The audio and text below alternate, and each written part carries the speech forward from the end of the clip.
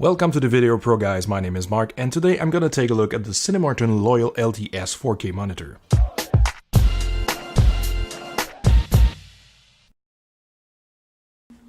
So if we take a look at the CINEMARTIN Loyal LT S4K monitor, it looks pretty identical to a Filworld F7 monitor, except the logo on the bottom here. The housing is pretty identical to the F7.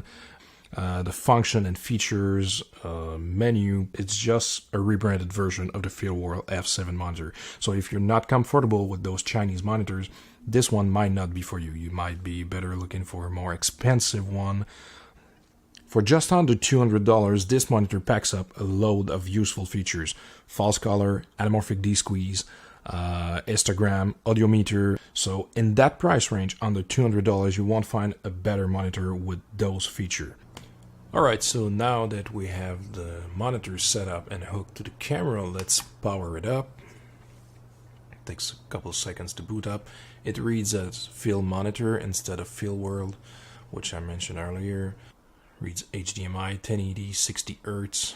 With my C100, every time I boot up the monitor, I have to turn the pixel to pixel option, otherwise there's those little jagged lines. It looks like an SD display. As you can see, it's not quite sharp, so you might want to turn the pixel to pixel option on, and it's crystal clear. If we go through the menu, you have in the aux function the check field, false color, zebra switch, zebra exposure, focus assist, and peaking colors. Check field. This might be useful if you're not seeing quite well because there's a lot of contrast. You can check the gray. You have red, green, blue, and off. The false color can be useful if you want to know if you're actually peaking somewhere where it's red. So the false color, so when it's peaking up to 100 IRE, it's red. So as you can see in the pictures, 0 IRE is actually crushed black, so all the portion on the side of the TV is actually crushed, and the red here is above 100 IRE is clipped highlights. You have the zebra switch, the zebra exposure, which can be adjusted from 80 to 100 IRE. You have also the focus assist, which can be set to off, high, or low. For the peaking color, you have red, yellow, blue, white, and get back to red. Now in the marker display, you have the center marker, which is a little crosshair in the middle. This can be really helpful and useful if you want to actually center something in your frame. So the marker type is for the aspect ratio. You have the 16:9, which covers the full frame. 4:3 if you want to shoot old school. You have the 2.35:1, and you have the 1.85:1, and get it back to up. The safe frame runs from 80% and goes up to 96%. The marker color can be red, cyan, green, blue, black, which in this case is not really useful, and white. You also have yellow, purple, and get back to red. And there's the 9 grid. If you turn it to on, you have 9 little square in which you can navigate through to enable, by pressing the jog wheel, a pixel-to-pixel display. So if you want to check your focus at a specific part of your image, you can enable that 9 grid, navigate through where you actually want to check your focus, and you have a pixel-to-pixel in full scale directly in your monitor. Now we have in the scope the histogram and the audiometer. If we turn on the histogram, you will see here how your picture is exposed. The audiometer will actually be on the left of the screen. So if your camera doesn't have a headphone jack and you want to monitor your audio, you can actually hook your headphones right under the CINEMARTIN screen, and you will actually see the level on the left of the screen. So this might be really useful if you're shooting on a DSLR and doesn't have a headphone jack directly on your camera. So in the scan mode, you have the choice between auto, overscan, and full. Of course, the overscan kind of crop a portion of the image by overscanning it. So personally, I always let it to auto. So for the camera mode, you have actually the option of letting it off.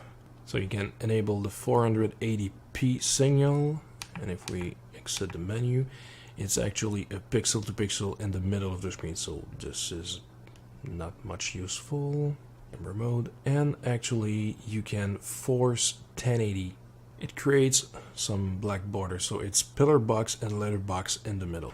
We also have the flip mode, which flips it horizontally, vertically, or upside down, but this is not really useful because you have two mounting points, so you don't have to turn upside down the monitor.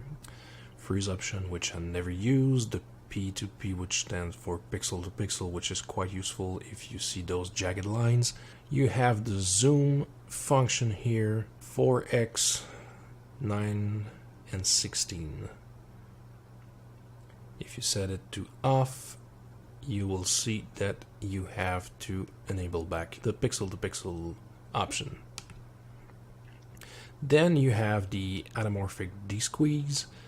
So you have the 1.3x squeeze factor, you have the 2.0 and the 2.0 with magnification. So as you can see, the 2.0, you can see the corner of the screen which is there. With the magnification, it cuts right to the speaker. Again, you can see that when you turn all those functions off, the pixel to pixel turns off automatically. So you have to enable it manually after.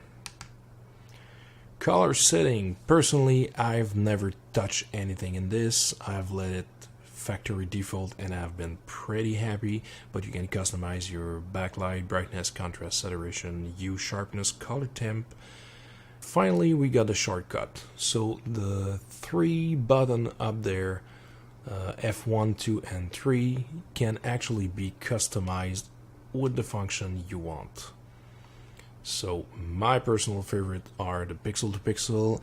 You don't have to navigate through the menu to enable that function. You can just press the F1 button and the pixel to pixel function will pop in or pop out. The focus assist and the marker type. So if I actually exit the menu, pixel to pixel off, on, I can get the focus assist high, low and off, and I can set the marker type. So 1.85 to 1, 2.35 to 1, 4:3, 16:9 and off. And as you can see, this function is quite nice because you have the red line for the ratio you want, and you don't totally black out the extra part on top and bottom, so you can actually see what you're shooting through a semi-transparent layer. So this is particularly nice. Finally, the OSD setting, so you can change your language, the transparency, duration. You can set the volume right here, and you can actually use a function which is mute. If you totally want to cut the sound from the speaker, you can set your power mode to manual, which will use the 7 to 24 volt port here, or you can let it to auto. You can reset if you make change, you don't know exactly what went wrong somewhere, so you can actually reset it here. So that's pretty much it for the CINEMARTIN Loyal LT S4K video review. I hope you enjoy it. Feel free to subscribe to the channel, like the video, and if you have any comment or questions, please leave it in the comment section below. Thanks for watching.